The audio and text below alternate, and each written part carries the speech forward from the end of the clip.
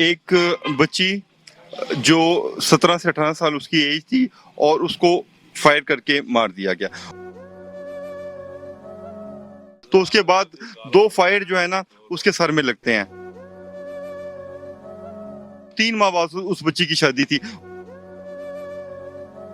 سر آپ نے ان سے یہ بات نہیں کی کہ کل کا واقعہ اور اب تک ملزم آزاد گھوم رہے ہیں؟ لیکن انویسٹیگیشن آفیسر جو تھا وہ موقع پہ موجود نہیں تھے.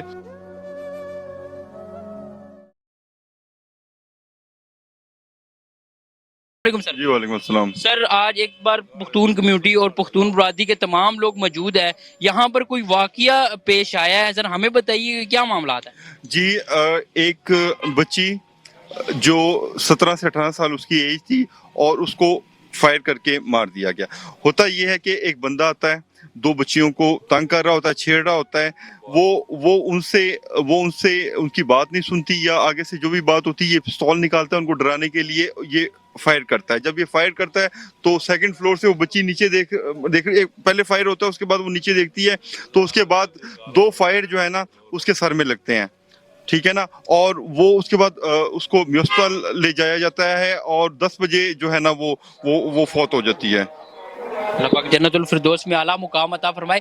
سر کیا اس طرح کی وقوعے یہاں پر پہلے بھی ہوتے رہے ہیں، اور یہ پولیس اب تک کیا کام سر انجام دے رہی ہے؟ پولیس نے اب تک ان کو گرفتار کیوں نہیں کیا؟ جی سننے میں تو یہ آ رہا ہے کہ یہ لوگ جو ہے نا اکثر یہاں پہ فائرنگ کرتے رہتے ہیں. ٹھیک ہے.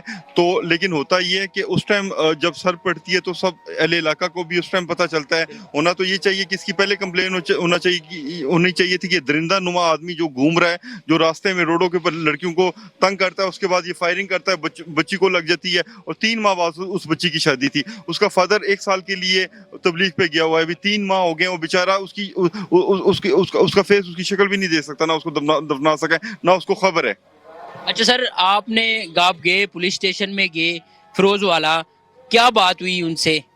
ہم نے ان سے پروگرس کا پتہ کیا کہ اب تک ان کی کیا پروگرس ہے، لیکن انویسٹیگیشن آفیسر جو تھا وہ موقع پہ موجود نہیں تھے. کہیں ڈی پی او کے صاحب کے پاس گئے ہوئے تھے.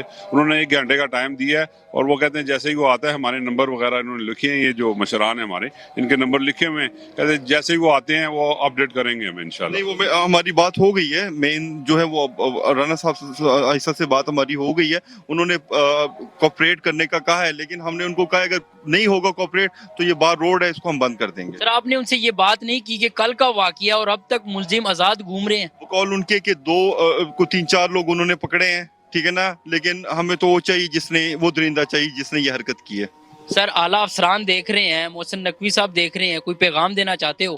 جی میں بالکل سی ایم صاحب کو، آئی جی صاحب سے یہ ریکویسٹ کرنا چاہ رہا ہوں کہ اس طرح کے درندے اگر لاہور میں گھوم رہے ہیں یا پاکستان میں کہیں پہ بھی گھوم رہے ہیں، آج اگر اس بچی کے ساتھ ہوا ہے تو کل کسی کے ساتھ بھی ہو سکتا ہے. تو اس کو عبرت کا نشان بنائے برائے مہربانی. جی بہت شکریہ سر.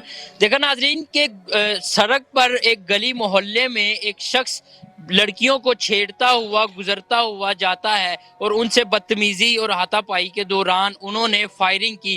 فائرنگ سے شہید ہونے والی بچی پختون برادری کی ہے.